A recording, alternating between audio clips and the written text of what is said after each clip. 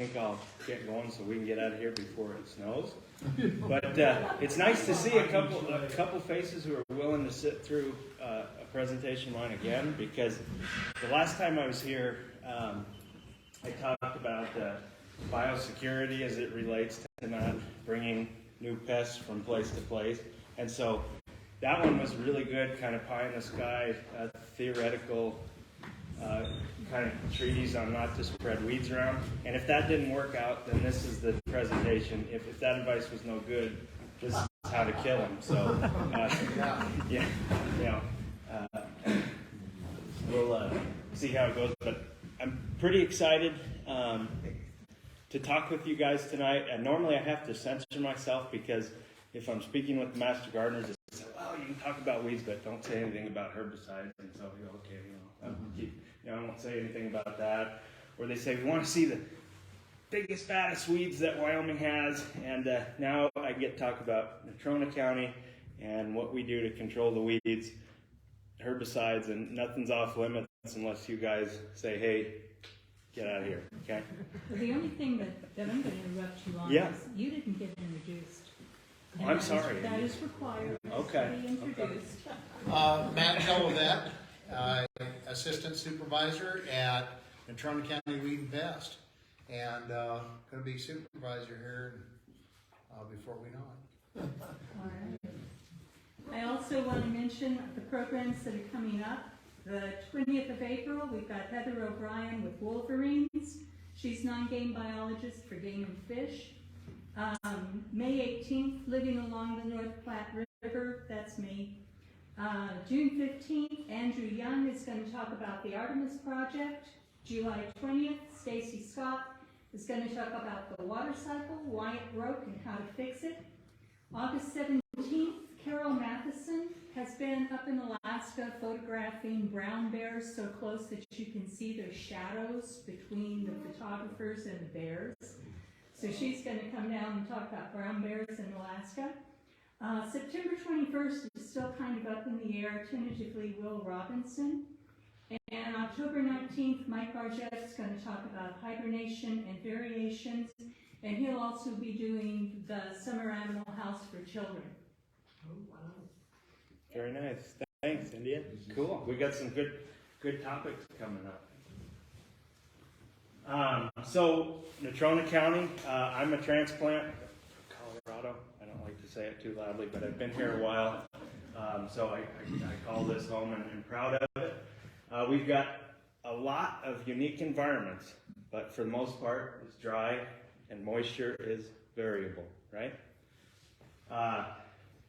Lots of multiple use land that include agricultural resources, a lot of small acreage farms, may not be full-time sole income providing farms, but a lot of small acreage, and then tons of recreation, all the way from top of Casper Mountain to up by Salt Creek. So very, very variable landscape. And so we even see a lot of micro variations, right? So just because it's dry doesn't mean there's not riparian areas. Our riparian areas are just pretty small. And when it comes to understanding weeds within our county, everybody here has a little bit different scenario. At home, on the ranch, you may have some property on the mountain. We have to understand our threats that we have that could allow weeds to come in. So first thing that comes to mind is Texans, okay? And I'm being very serious. How many of you guys know someone from Texas? Tell them to wash their car. It's funny, but it's also serious, right? Because if we have Texans up here, we're going to have Texas's weed problems. And same goes for any place else. I took this picture on the left. My laser doesn't show up on the TV, but that's a wheel well, and sandburrs and goatheads were stuck on. Chevy decided to put nice like carpet material in their wheel well. That's just perfect. So thank you, GM. But other things, when we purchase plants, depending on where we get them from, we can have a secondary introduction of weeds in the root ball. This is a picture I took at Alcova.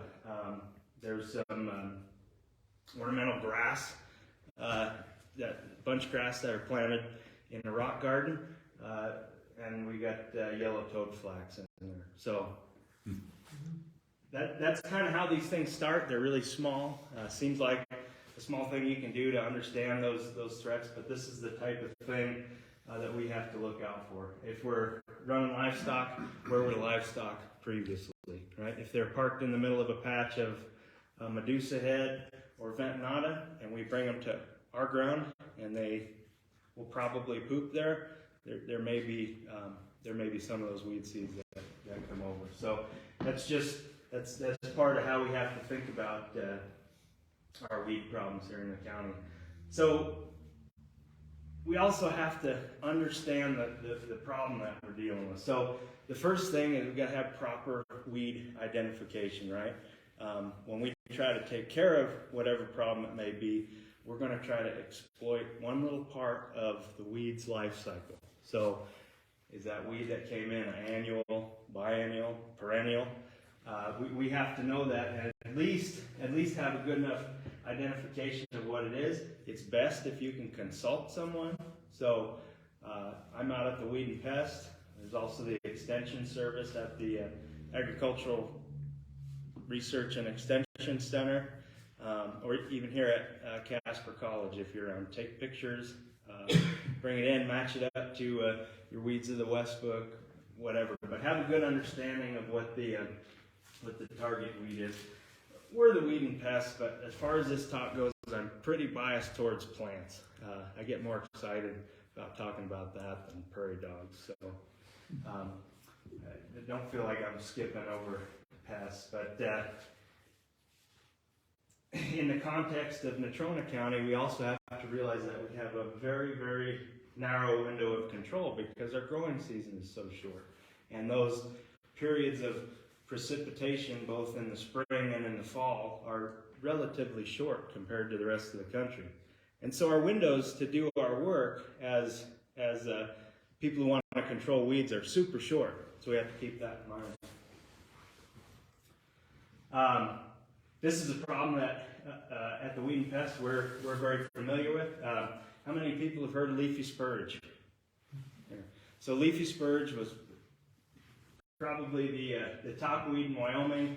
1980s, 1990s had ruined a lot of the value of a lot of our pasture. Once this plant gets in to an area, the wildlife and cattle and horses don't want to use the whole pasture, right? So they'll avoid whole areas because when they bite this plant, they get irritation on the inside of their mouth.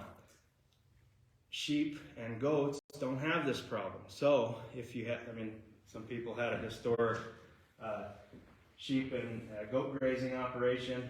They would, of course, consume the plant, spread the seeds all over the property, and bam, all of a sudden you have a problem.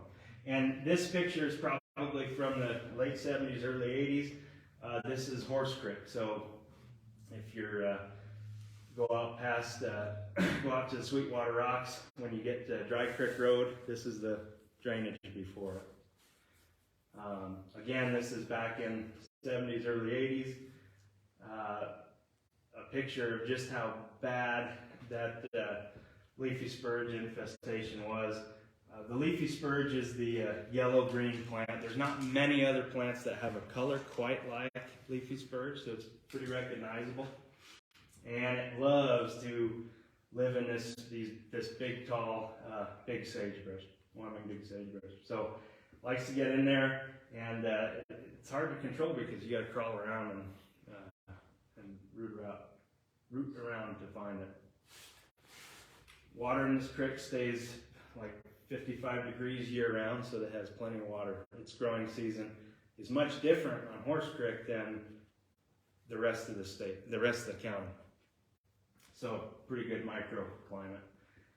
And today, this was taken just a few years ago on the exact same creek. I couldn't make the photo go to the same spot, but there's still leafy spurge there, but it's nothing like what it was 20 years ago.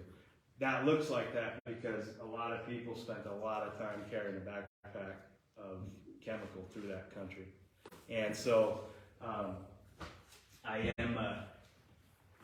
an advocate of not wanting to do things with chemicals, but this happened because of the Tordon. It wouldn't happen without. And that's that success story. But the other thing is these pictures, they look like they're a problem that revolves around this waterway, right? They look like they go out 20 or 50 feet from that waterway. That's not really the problem, right? The problem was every single fold and nook and cranny along, this is the, we call it Old Horse Creek drainage, but every one of these folds has a patch of leafy spurge on top of it. So that's where those animals, they go up there, the birds, they go up there, they take the seeds, the stream carries the seeds down the hill. And so when we got some GIS data later on, so this is quite recent, we can actually map plants. And I'm sorry I didn't put a scale on here, but this is the highway, and this area is roughly 60,000 acres, probably 70 or 80 including that. So the problem is a lot bigger than it looks at first glance. And our choice of equipment to deal with that was not to get an airplane or big sprayers or a whole lot of gallons. It was college students and 4-gallon backpacks. And so I'm also an advocate of not over-equipping for your job. But that's a success story of the county. We also, I'm not a very good small engine mechanic, so we got rid of those and just gravity feed all the chemical. It's harder to break that, right? So if you're looking to put together a spraying system for yourself, try to stay away from things that have spark plugs and everything else. Just it'll keep you on task a little bit longer. That being said, that is only the case for leafy spurge. Leafy spurge is a long-lived perennial, so it's going to be a plant that if you want to effectively control it, you're going to be looking at herbicides, right? We can also do mowing. We can do a little bit bigger mowing, and we can do little tiny mechanical control depending on what our situation is. And this is very effective towards plants that reproduce only by seed. It's not going to be quite as effective on, this is it looks like Canada thistle. You can keep it at bay a little bit. Certainly want to try to mow it before it goes to seed like this fella's doing, but it's going to work mostly on plants that reproduce exclusively by seed.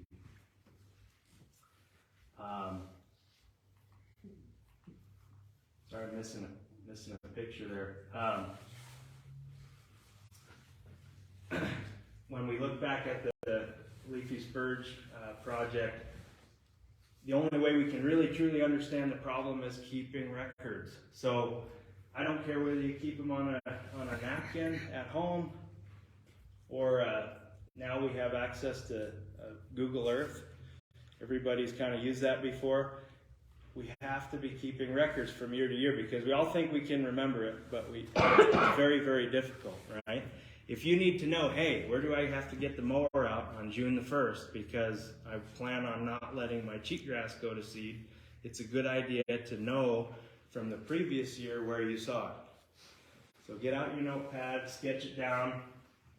It's also the time we know when we need to treat. If we need to switch it up a little bit, go to a different time next season, we can write down what date we're out there treating. And then if we have any problems with resistance, which is plants that would no longer be controlled by whatever it may be. Could be mowing, could be chemicals. If it's not working for you anymore, we need to know that so we can try something different in the next year. Ideally, if you're really computer savvy, it's fairly easy to keep GPS maps of what you're doing. It's a game changer. So even around your property, you don't have to be a government agency or whatever to do this. If all you have is a half an acre at home and you need to remember where that Canada thistle plant that you've been battling for 15 years in the lawn is, make sure you drop a flag down there or write it down. Matt, Yes, sir. on that last slide, what's the difference between the dots and then the lines? What do they represent? So this map here was created with an individual on the ground with a GPS unit, and the lines are where the person went, and the dots are where a weed was treated. So the best results come when we can take all of these control methods, mechanical, chemical, and cultural, which might be planting time or competition with desirable forage. The best is when you can mix these together in combination. So mechanical and physical control actually work. If you're willing to put in the sweat equity, works for most weeds. Okay? Don't need chemicals, but not all of them. Chemicals can work, but they also are not a silver bullet. A lot of people say, hey, what do I put on leafy spurge? Well, nothing if you're only going to do it once. Don't even worry about it, right? If you're planning on repeating that every year, then chemicals are the way to go. So they hardly ever work as well as we want. And then a real noble goal as managers probably should be to use as little chemical as possible over time, right? And that could be as little money as possible over time, as little chemical over time, or as little sweat equity over time. So it's the same when you're trying to keep your weeds under your economic level. It's the same thing with chemicals. So one thing we have to understand about herbicides in particular, any pesticide, or even any physical control, is what's called mode of action, right? So everything you do in your management system to try to control the weed is going to have a mode of action to control. So when we were talking about cutting off the scotch thistle, cutting them down, that will control scotch thistle because it only reproduces by seed. And if you cut the head off before those seeds mature, it's done. You've prevented that plant from reproducing. So mowing your lawn or your hay a little higher encourages a deeper root system. That's a cultural control to manage weeds in your field. If you have flicksweed or something like that, mowing a little bit higher can help those desirable grasses outcompete the weeds. And then this word group 4 herbicides, that refers to an EPA classification, and that's the mode of action of those herbicides. So a group 4 is a synthetic auxin. It's a synthetic plant hormone that causes the plant to grow too fast. The internal cell pressure goes up and the cells burst. When that cellular damage happens, the plant dies. That's its mode of action. And cell division inhibitors, which is a different class, cause new roots to be misshapen and prevent the seedling from establishing. So these cell division inhibitors would be sterilants in more of a industrial environment. Okay, so that's the boring stuff. Now, how do we actually get out there and control these weeds? We can do it pre-emergent, which means before the plant germinates, or post-emergence, which is after plant germinates. Pre-emergence work great, but they have to be applied at the right time. If a pre-emergent herbicide is used after the plant germinates, it will usually do little to nothing. So it'll either leave you unhappy or it won't do anything at all. A post-emergence herbicide is applied to an actively growing plant after it germinates. So if that's the case, that will usually kill the plant where you have a nice, meaty, leafy surface. That plant can take the herbicide in, and then the plant dies. If that herbicide has a residual in the soil, that can be a little bit of a pre-emergent towards the next round of plants that come up. So the pre-emergent herbicides, they're applied to areas where unwanted plants grow in the spring, most of the time, in the fall for cheatgrass. And again, I have to go back and say it's really important to have your map, because when do we have to get this out? Before the weeds are there. So we won't see them, right? So we have to have our information from the year before. And they're relatively safe.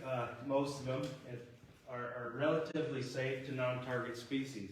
That's because these cell divisions that this chemical interferes with, they've already happened.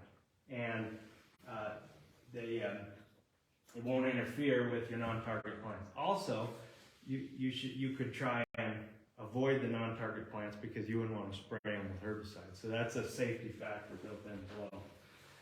The downside to this product, this is one we have at the shop, pendimethalin, is that it's school bus yellow. And although I find it pleasant, not everybody feels the same way.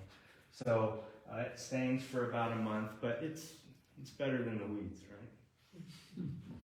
And that's not a colorant they put in, that's actually the color of the chemical. And it's also extremely hydrophobic, so it doesn't, that's why it stays so long. The rain doesn't wash it away. This is not going to control perennial plant species. So anything that's perennial, you identify as a perennial, this probably isn't going to cut it. Glyphosate, I'm sure everyone has heard the radio ads. Glyphosate is, let's put it this way, there's some lawsuits and some settlements out there with many zeros behind it, and glyphosate linked to cancer. That is not the take our government takes on it, and it's an important tool that we have in our cropping systems. It would be very hard to do the type of agriculture we do in America without this tool. I'll just say that. So this inhibits amino acid synthesis. It takes a single electron when the plant's trying to take sunlight, turn it into sugar, and make ATP. Doesn't allow that to happen. So the plant starves. One of the benefits to it is you can quickly replant. So if you're trying to do a cultural control and plant new forages where you had weeds, this is going to be one of the things you can plant the very next day. So it has a quick replant, and I said it has no soil residual, but that's sort of. It's got a long soil residual, but it binds so tightly to the soil particles chemically, it's not available to the plant. And so one of the things that you will hear some studies out there that say, well, gosh, we brewed some beer and tested it, and there was still breakdown byproducts of glyphosate in the beer. That's likely true. They're usually just chemically bound to something else. So that is an unfortunate chemical property that glyphosate has.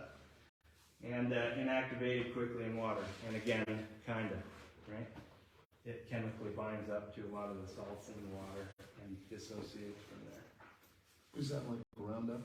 That's Roundup, yes. Sorry, I didn't mention that. So when lawsuits got a little tough for Monsanto, they sold to Bayer, and that's what those guys do best. They pass it to the next guy who thinks he can fix it. And so that's the story around it.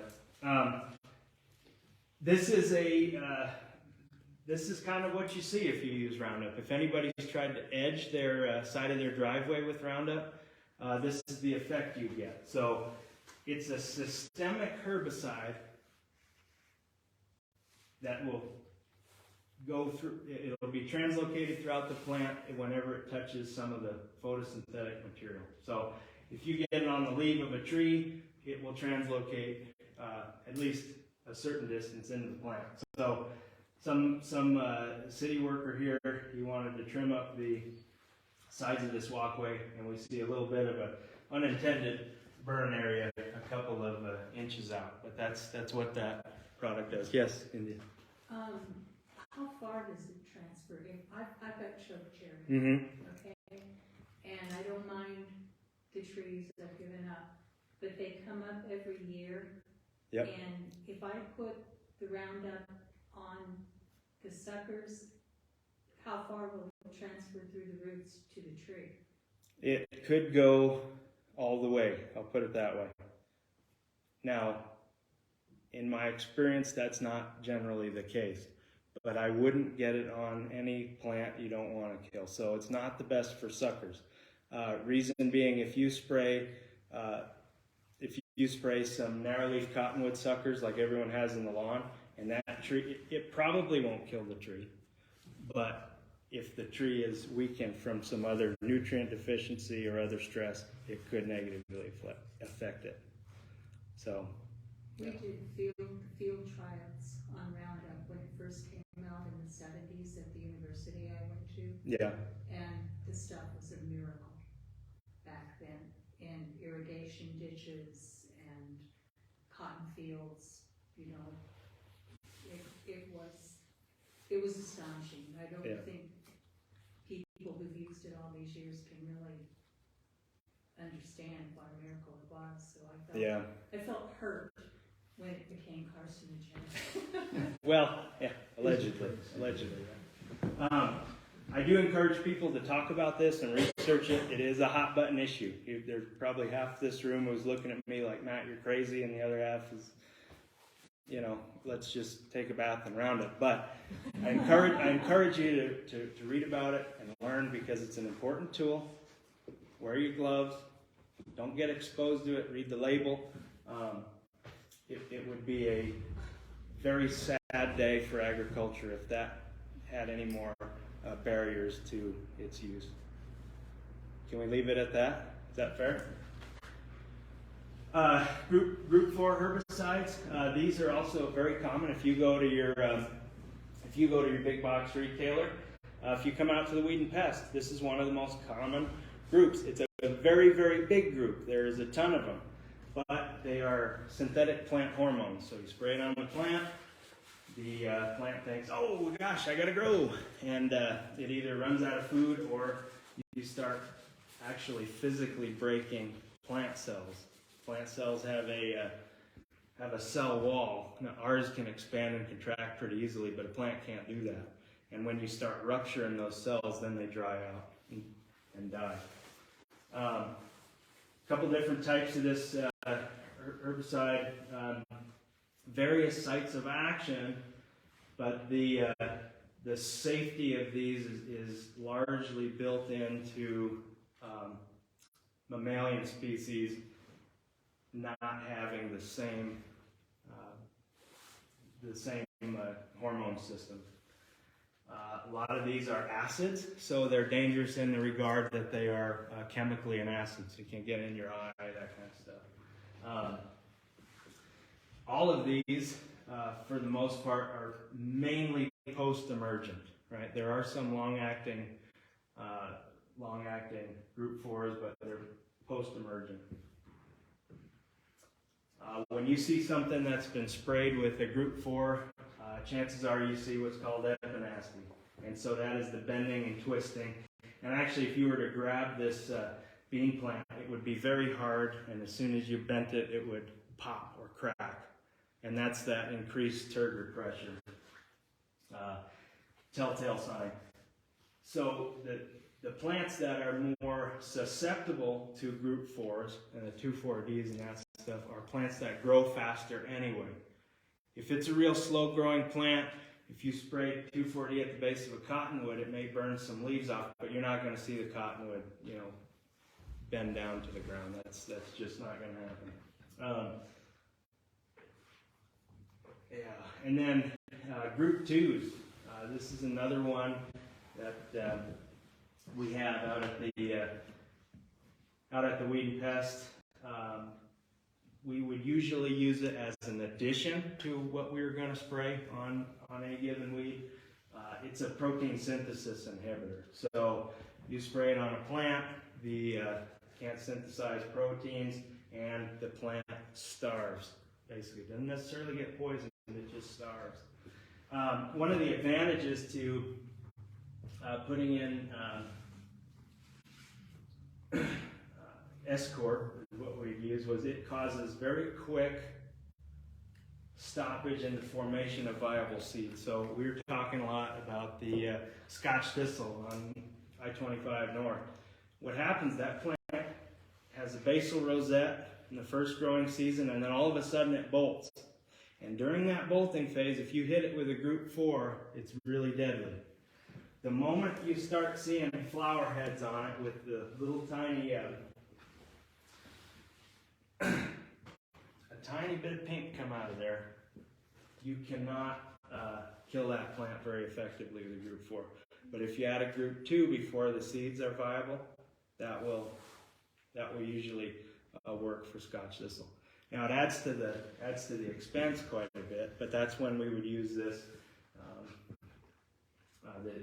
these chemicals. What's can you give us a chemical name for your group 2? Is that like Chlorsulfuron and Escort. So Telar is the brand name. Telar and Escort. Telar is more expensive, but in my opinion, it's well worth it for tree safety because it doesn't have a lot of root uptake. Escort is cheap, but would be more for the range.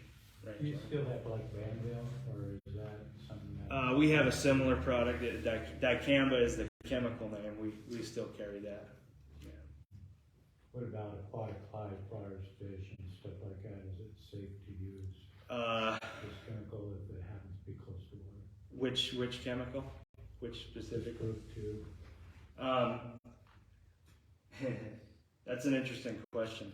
Probably not, but not necessarily because of the chemical. It's because you have to use really strong surfactants with these chemicals to be effective. Yes. So a lot of the Escort and Telar are dry. You have to mix them up, and they're actually dry flowable. So it stays in suspension as a particulate, which is really bizarre.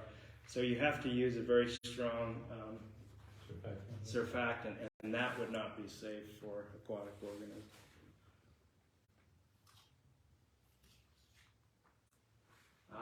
Injury from group 2s is kind of interesting. It affects mainly the new leaves, and you can't see it on this screen too much, but it's chlorotic. Chlorosis would be kind of a bleached color. It's a lighter color on the newer leaves.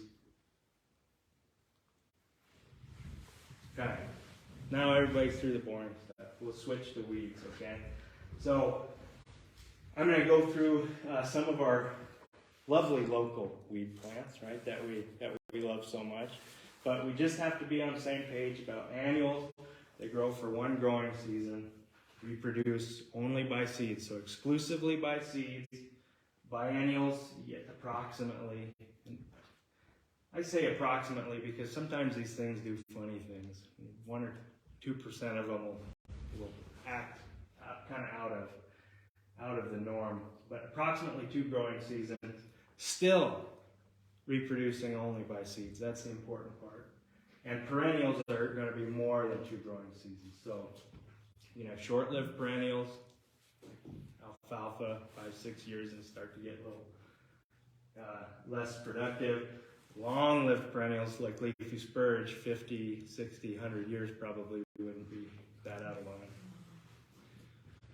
So usually reproduced by vegetative reproduction and seeds. So little pieces of the root, stolen, sometimes even the stem, depending on what species.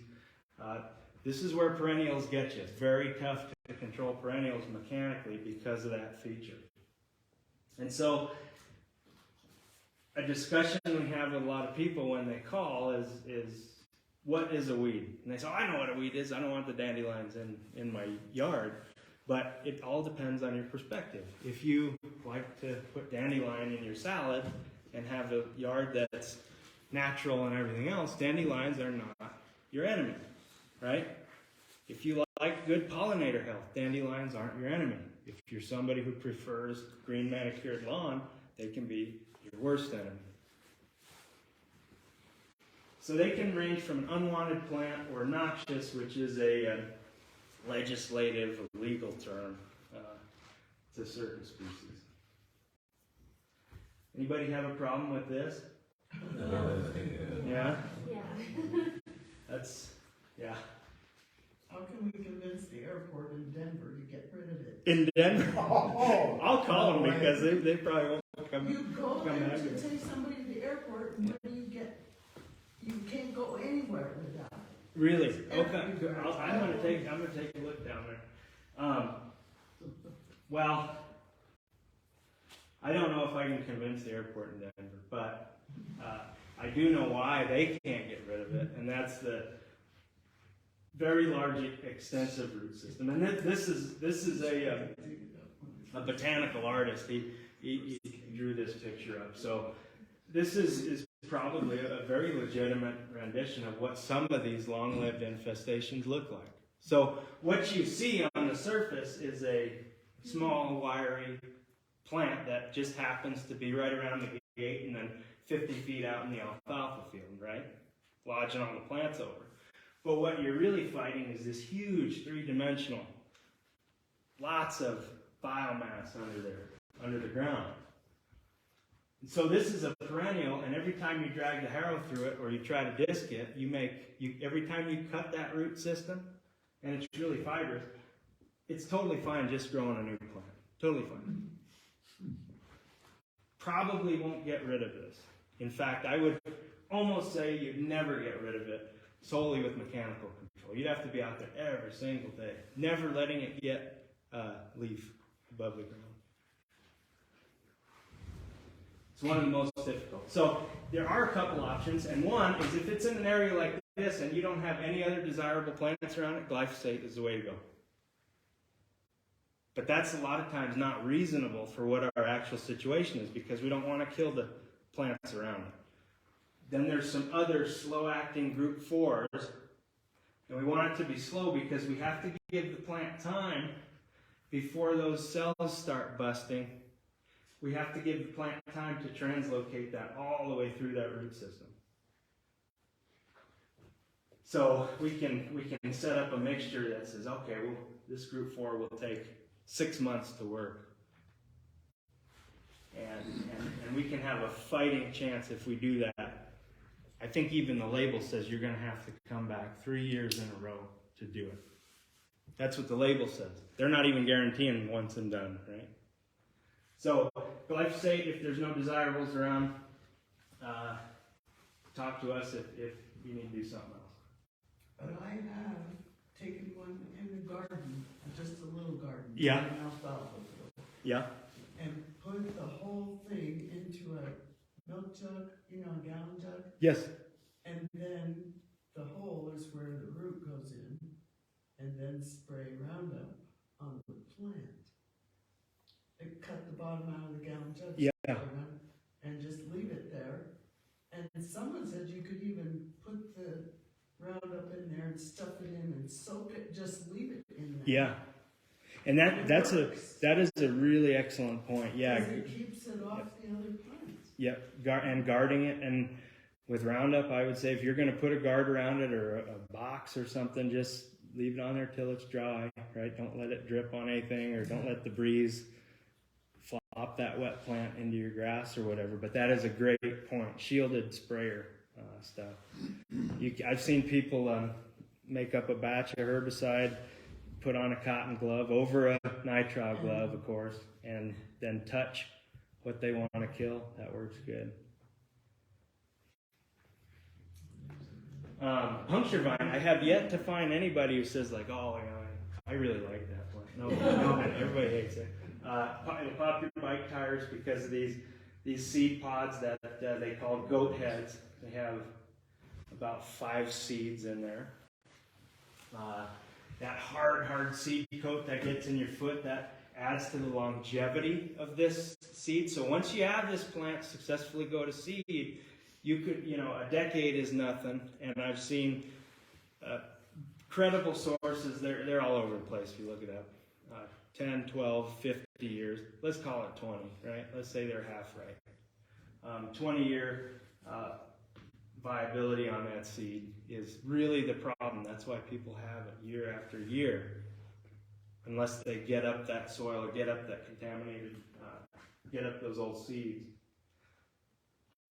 Not all doom and gloom though. The viability does trend down as the years go by. So if you get a start on it now, in a decade it should be good. So to control it, are you looking at a group two? It could be, to control this, I would start with a pre-emergent, knowing where it is because it's in the same place every year. Put down a group two, a pre-emergent right before the growing season, so April, maybe early May.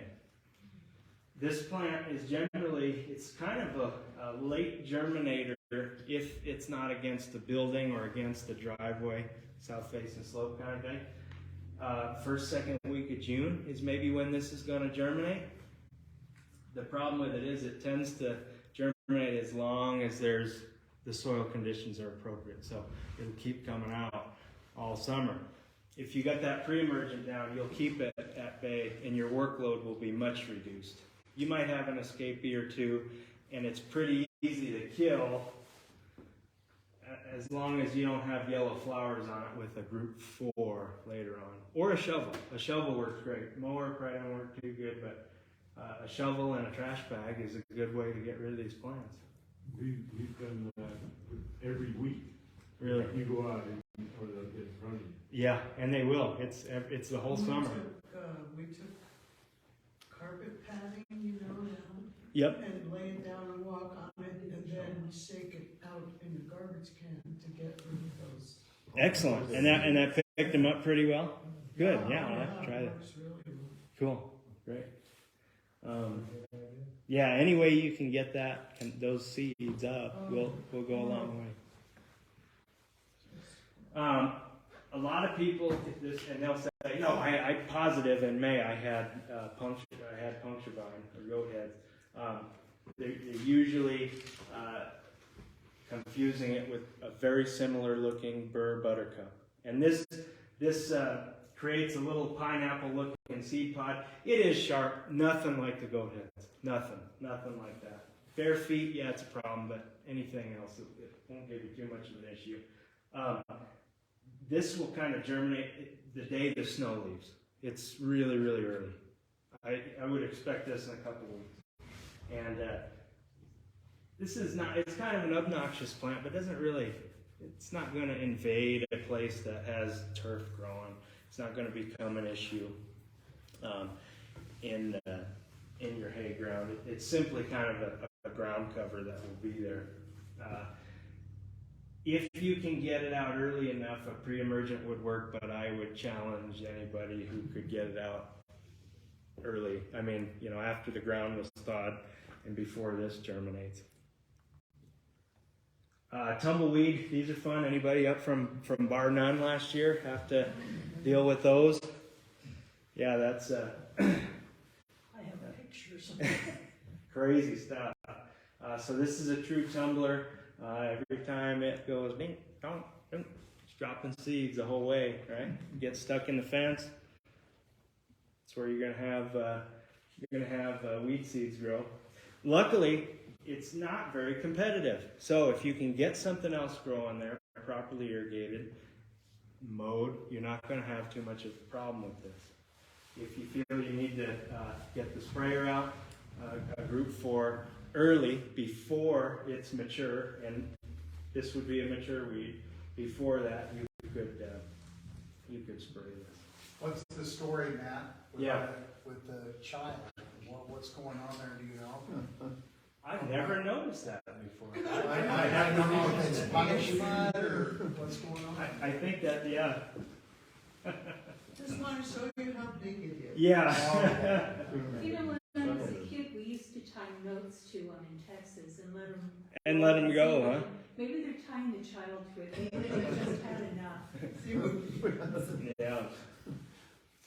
So, it's just nice to see these plants sometimes at different growth stages, because it's hard when you just look at a book, you don't see it at the different growth stages. And then when you try to do a spray on a Russian thistle that looks like that, it's simply a revenge spray. You're not going to do anything to effectively reduce its reproduction. Kochia, another one. If you've got allergies, this can be a problem. Easy plant to control if you can keep it from going to seed. And there's a lot of resistance trouble with people just hammering it with glyphosate every year. Wouldn't surprise me at all if you said, man, I made up a new batch of glyphosate and you sprayed this even in Natrona County, that you would have a resistant pot. Wouldn't surprise me if it was resistant. But annual, if you can keep it from going to seed with a pre-emergent, if you know where it's going to grow from the last year, you can get that down early. Take care of your puncturevine, take care of most of your kochia. Now that doesn't absolve you from going out again and either taking the shovel or hitting the plants that come through that spray with the group 4. Blue mustard. This elicits a lot of phone calls. Can be a tough weed. Has anybody been out to the west of town, about halfway between here and Shoshone? They had a big fire out there in that old wheat ground out there. Came back as 100% blue mustard. Now, I don't know why they call it blue mustard, because it's pretty purple, and that color of purple is very distinctive. But there was a function of that plant in that area where we had fire. It held the soil down, because if you had driven out there just a few months before, the soil was leaving, and in a hurry, right? So this plant generally does not pose an extreme issue with invasiveness or crowding out, but it will exist there if there's nothing else to compete with it. A lot of times people do, with this one, try to do a revenge spray with a group 4, a little too late. So you have to be earlier than these flowers. So you're going to have to take last year's information and then write it down, or you'll be late. Leafy spurge. Now that truly is a noxious weed. Lots of legislation around this plant, incredibly economically damaging to forage grazing lands. You can identify it by these really cool greenish yellow flowers that cup the seed pod, kind of modified petal. And then if you pick up the plant, any part of it is going to have a milky white sap. Roots all the way up to the flower. That's a very strong root for spring, fall, or anytime you can get out there with a backpack. And then eventually you will get that under control. The milky white sap has a lot of free radicals in there that suck up that herbicide. It's very difficult to translocate herbicides through this plant. And the root system is massive. If any of you guys go to the Home and Garden Show, I've got a real big diagram of a root. You can look at it. It's crazy. So how does it spread? Roots and seeds. And it's very good at both of them. A lot of plants that have really successful vegetative systems don't put that much effort into their root systems. This one does just fine. So Dalmatian toadflax, if you're up on Casper Mountain, you may come across Dalmatian toadflax. Real snapdragon looking flowers. Very, very waxy leaf. That's going to be the struggle with this plant, is getting that herbicide through that waxy layer and into the plant. They sell special surfactants that are for really waxy leaf plants. We also have a biocontrol, which is a bug that they've released on this plant. it's pretty much ubiquitous around the county, so it's working if you have this. If you have a big population, we might want to supplement that, so you can certainly talk to us, modify it with some chemicals, but those biocontrol bugs are very successful. They go into the, as adults, they're just tiny little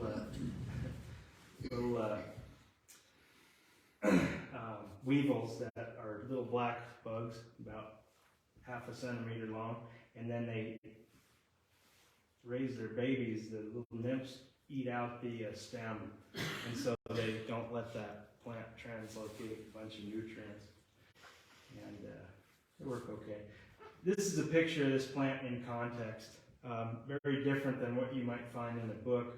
A lot of times you see, I call this last year's growth model.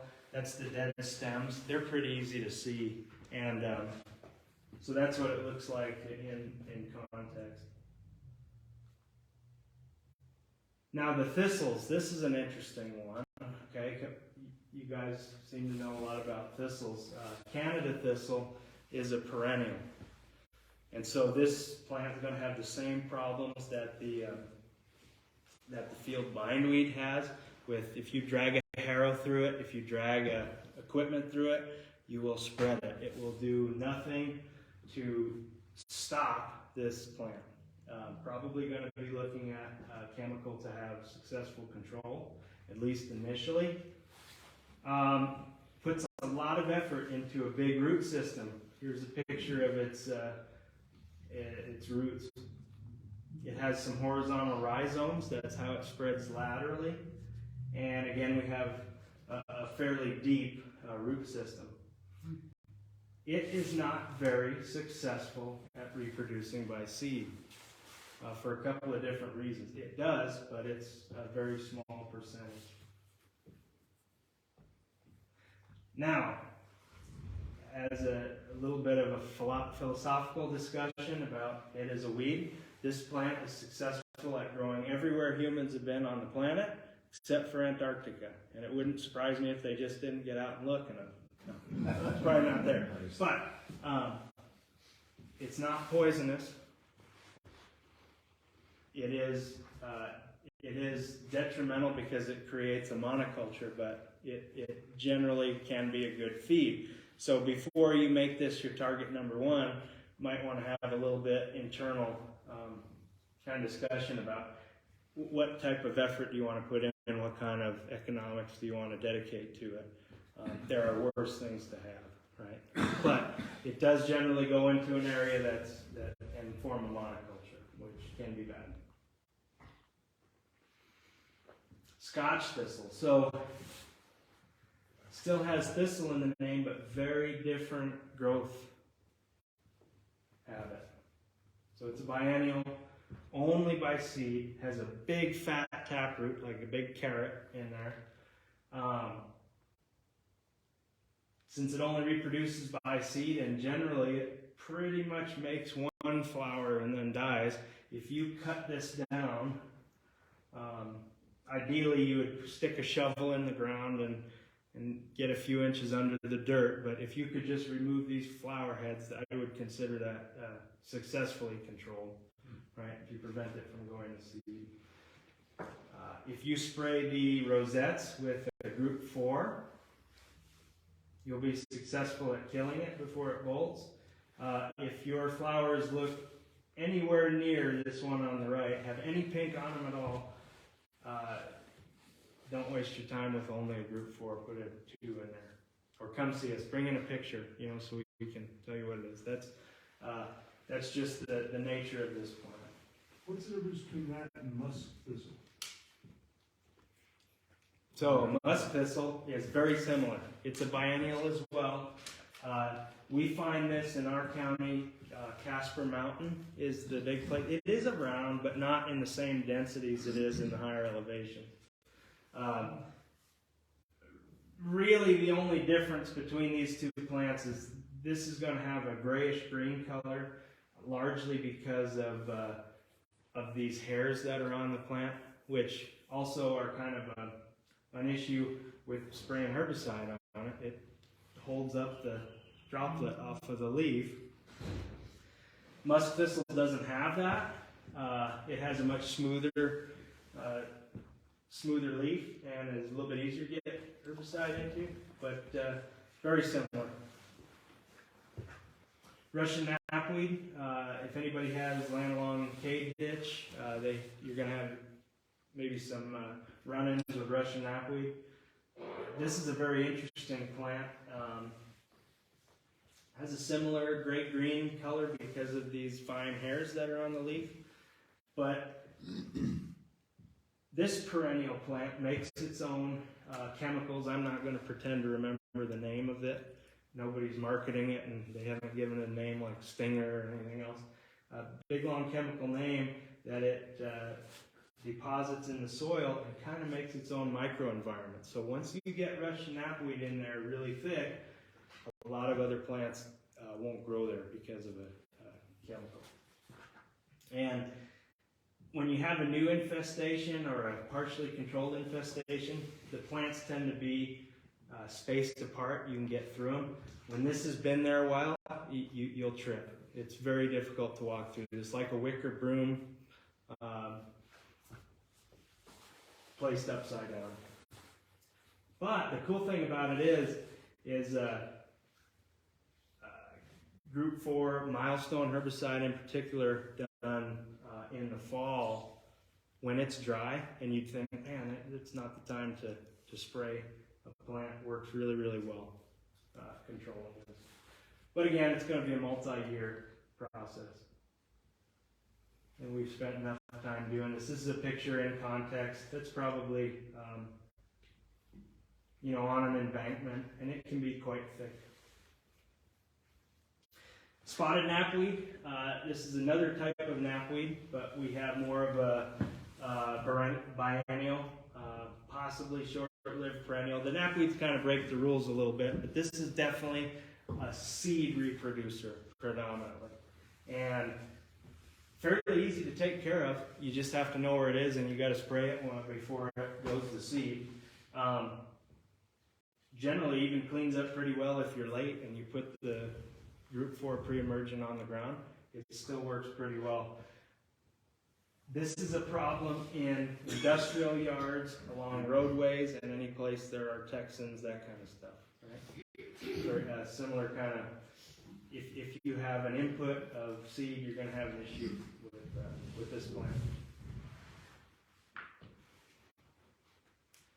Not too long before it looks like that. That's not good.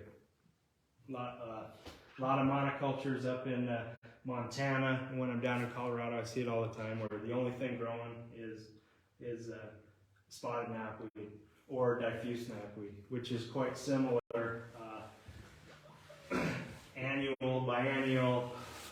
Don't see too many short-lived perennials out our way, but seed reproduction predominantly. The tough thing with this is just leaf surface.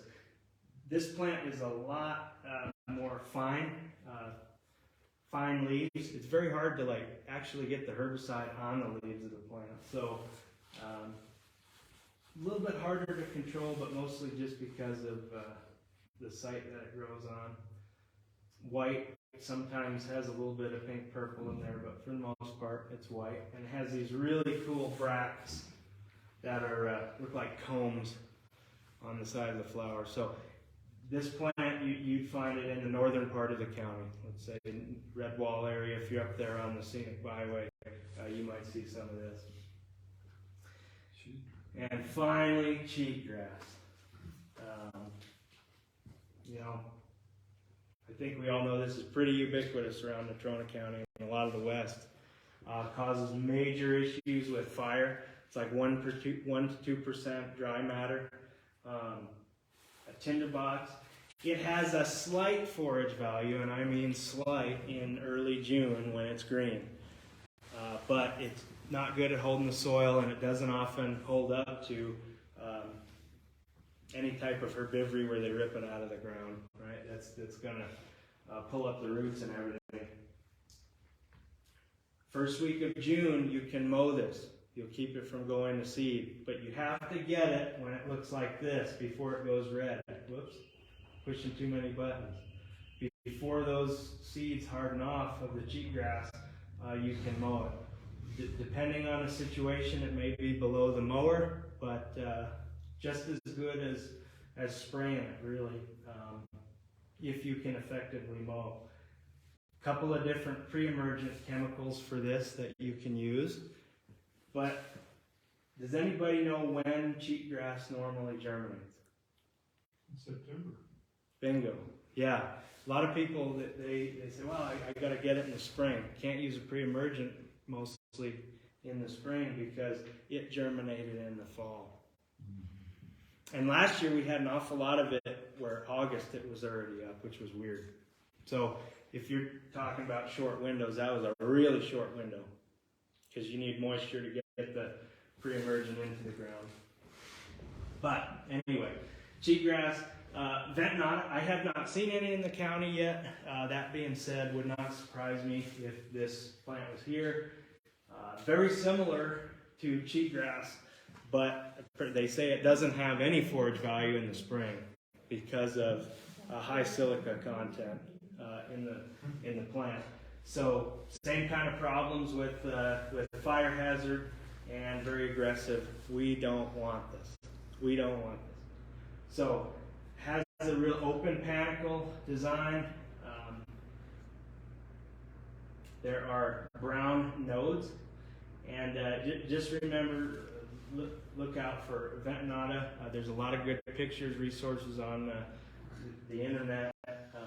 I'll try to, if I see any at Home and Garden Show, I'll try to remember to bring some pamphlets I have that have decent pictures of this.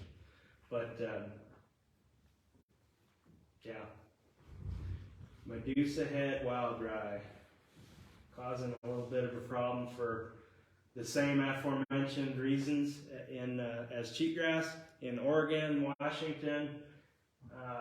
The only nice thing about Medusa head wild dry is it's easy to spot in the spring. It has a very greenish yellow color similar to leafy spurge. So it could be easy to find with an airplane, drone photography, or even driving down the road. So that part of it is a little bit of a blessing, but we don't want it.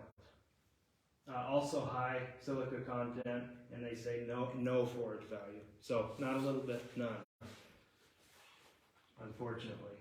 So that is really the end of our most popular weeds for Natrona County. Now I did throw a couple more slides on here, but you won't offend me if you guys want to get to happy hour or duck out.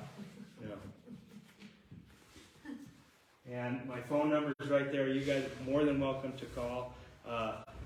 I use a smartphone, so if you want something identified, pictures are worth 1,000 words. You can send a picture. I know a lot of people, don't feel comfortable doing that, but I give you permission. Send me pictures. We'll discuss it. Common burdock. It's a really cool plant. They say a British guy got the idea for Velcro because he was sitting under a tree and it fell on his shoulder and it stuck to his wool vest because of these hooked spikes it has on the seed. Very large plant. The British people love to use it for flavoring soda. I've seen burdock soda before. It was weird. I wouldn't go out of my way to get it, but the unfortunate part with this plant is it generally grows in areas that do not receive herbicide well. So riparian areas, underneath the desirable bushes, choke cherries, stuff like that. So we can either be very accurate with contact herbicide, or we can use a group 2 that doesn't have any root uptake on the other trees. Hound's tongue, same situation with the growing under plants and trees. So group 2, but this is an interesting plant. It has stickers that look like red blood cells. They're not sharp, but they are very sticky. If you look at them under a microscope, they have 4 hooks on it. Looks like something that would come out of an alien's mouth. If you want to see this plant, go hiking in Rotary Park, Bridle Trail. You'll see plenty of it. In context, this is what it looks like. So this is the rosette. It's a biennial. So before it's bolted. And yeah, so just in context, it looks a little bit different. Salt cedar, by Salt Creek. This is a your government brought this in for stream bank erosion control, and now we ask that you get rid of it. So it transpires a lot of water and it accumulates salt. It's a halophyte and actually a deciduous plant. So when it accumulates salts in those leaves and falls to the ground, either because fall comes or you kill it, it generally kind of poisons the ground for anything that isn't a salt lover. This is a picture kind of in context. You can see how much just physical barrier this would be towards getting down there if you were an animal or human. Perennial pepperweed. This is a perennial mustard. All over Platte River drainage. This plant it doesn't get killed adequately by a lot of group 4s, and you have to add in a 2 with it. And that's the same for all of the perennial mustards. White top, this is basically miniature perennial pepperweed. Same thing, kind of perennial mustard. Difficult to control with your standard weed killers. So a lot of people, they'll go out, they'll do their spraying with the 2,4-D, and they find that they have a lot of this at the end of the day, and then they call the Weed and Pest. Did you get a bug that would eat that shortly? I think it's on its way, but did we get a white top? We don't have any in Natrona County yet, but it's white top biocontrol. Yeah. No, it's just now being done in controlled releases, Stacy. Oh. Yep, but it's coming. It will be soon. Yeah. And Burr Buttercup in the understory. That's a Yeah. great picture. A lot of those, well, during the biosecurity disasters we talked about in the last presentation, the TAG, which is the body that signs off on any release of these agents, it's a painstaking process. For good reason, because there has been a lot of messes in the past. Releasing something we thought would be good for controlling one plant, and it turns out it had a lot of secondary effects. So they do a lot of testing on that. Black henbane. This plant resides at any place that you have a pipeline or a reclamation, oil and gas. You're going to have black henbane. It's in the tomato family, poisonous, and has one of the most unique cream, blackish, purple flowers I've seen. But roadsides and pipelines is where this comes in. What about it? Usually need an added group 2 to take care of it. Buffalo burr ebbs and flows from year to year. You know it when you see this plant because every part of it except for the flower has got spikes that'll go right in you.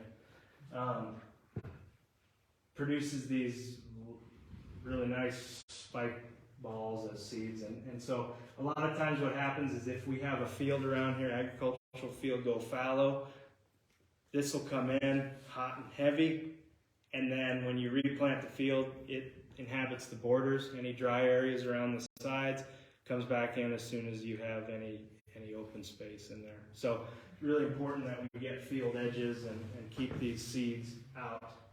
Yeah, and the only plant with buffalo in its name that is a bad plant because there's buffalo berries. I like buffalo berries, but it's a native. Yeah. Common mullein, Indian toilet paper.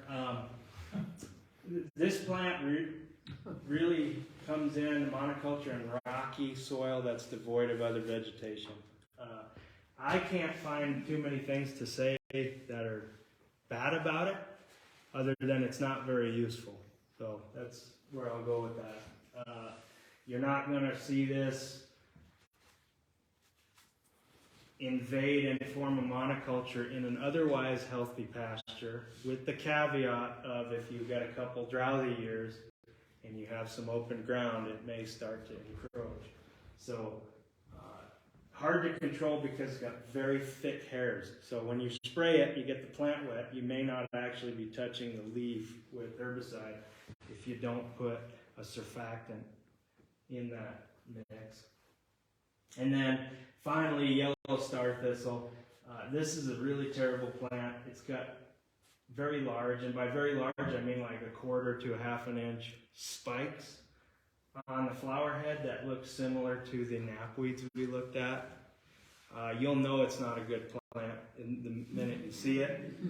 We don't have any populations that we know of currently growing in Wyoming, but it's really bad in California. So you can imagine if you're a herbivore, if you're a human, if you're anything else, you don't want to be where this plant grows. Physically. Definitely don't want to eat it. So it's an annual, but it's such a vigorous seed producer and monoculture former that, you know, generally I'd say annuals are a little easier to control, sort of, you know, but they can really get out of hand really quick. So we don't want it. It's pretty easy to tell if you got it. And no, so now finally I'm done. And any questions you guys have or individual weeds you want to talk about? Yes, sir. So if you mow cheatgrass, can you just leave it there and the little seeds won't mature? And They won't mature as long as they're not hardened off already, which would be deep Nice red and or green. dry. Yeah, you Okay. can just leave them there. So if I go out and I mow the cheatgrass, as soon as it's coming up, do I need for the seed heads to form before I mow it? And the question was if you go out and mow cheatgrass, do the seed heads need to be present on the plant? Ideally, yes. Yeah. Okay. So if I go out and I mow it, when the seed heads are still green, and then in August or September, whenever it starts to generate, go out and hit it with what you told me about another time, Yep. and then do that for several years, it might keep it kind of under control. It might keep it under control. We do have to ask the question of what's going on where we had a lot of cheatgrass. So is there a desirable plant species there? Do we need to work that into the control? He's been you know. talking about, he's been working on reseeding and regenerating. It was a neglected overgrazed kind of area that has been gradually reclaiming. Okay. But he works fire, Yeah. so he's not always out there when it needs Sure. to get done, and Mom's had enough, and Yeah. so The pre-emergence for cheatgrass work on inhibiting seedling germination, so that can very much work against a seeding program. That's the only problem. If you can keep it back with the mower, if you're going to seed, rather than use chemicals, that's kind of a better the plan. area that he's reseeding is not the one that's Okay. invaded by Not the one that's the cheatgrass. The cheatgrass tends to be in areas that are, you've been on Yeah. the place I'm talking, Yeah. around the road areas and the places where they park equipment and Sure. run cattle through and stuff like that. Yeah. So I'm just tired of looking at it. It offends me. Yeah. takes over.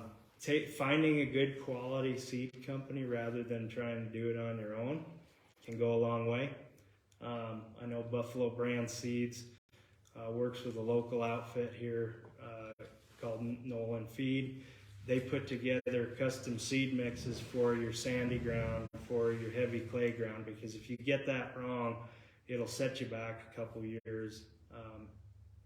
And nobody likes to have a seeding failure, but if you can get as many species as possible to be successful on the site, your cultural control will be much better. Yeah. Cool. Yes, On ma'am. the goatheads, Mm-hmm. we come out to the Natrona Pest Yeah. last year, and I don't remember the gentleman's name. Fred has worked with him a lot. Anyway, he had said to spray it like in March, Mm-hmm. because it has to be done before it surfaced. Yep. And I think you had told us to use a product, it started with a P. Mm-hmm. The yellow pendimethalin. Yeah, that was Yep. it. Same thing for this year. Yeah, that pendimethalin works really well. It'll be the start of most programs dealing with annuals or biennials, or where you want bare ground. The trick with that is getting really good even coverage on the ground, and then having a little bit of either irrigation, hose water, whatever it is, to incorporate that into the soil. That's the trick with it. So if you spray it and then you have 2 weeks of dry ground, it's going to have spaces in between those droplets for the plant to come up. So it is written in the label there, so you can reference that, but you need a little bit of irrigation water to get that down into the ground. And it's the one that turns yellow, Yep. right? Yeah, it has Okay. a yellow color. Okay. Hmm. But yeah, pretty high safety for other plants. It's actually a turf herbicide, so you can also use it in the lawn. Oh, really? Mm-hmm. And other weeds? Yeah, for other weeds. It won't help your winter annuals that germinated in the fall, but it will help for annual weeds. Okay. Yep. Yes. Is there anything called a leafy spurs for gardens? Oh, yeah. Spread? Oh, yeah. My friend gave me some, and she swore it was not. Well, not the bad one. Is Yeah. that true? Are you sure she likes you? Yeah. No, it is. There is donkey tail, cypress spurge are also very common landscaping plants. They are aggressive. I'll put it that way, and it's not recommended that they be planted. So they're all over Casper. They do look nice, but you'll notice too. Take a look next time. They don't just exist in that planter, right? They're coming out. They're under the tree. They're causing enough of a stir in Utah where I think some counties have put those on noxious weed lists. They're not on ours, but we can definitely tell, hey, this is acting like a plant that might be aggressive. They aren't noxious, but they are obnoxious. They're obnoxious, absolutely. Yeah. So my suggestion is, keep an eye on it. I do think they're pretty. I mean, if you can keep them contained, do it. But yeah, or get rid of it. Yeah. Anything else? If not, like I said, please give me a call or come out to Weed and Pest. This time of year we have coffee on. June, July, and August we're running around pretty busy. So, but yes, please take pictures. Write down where you have the problem, and we'll come up with a plan that works for you. Right? Whether it's chemicals or not. Okay. Hey, thank you.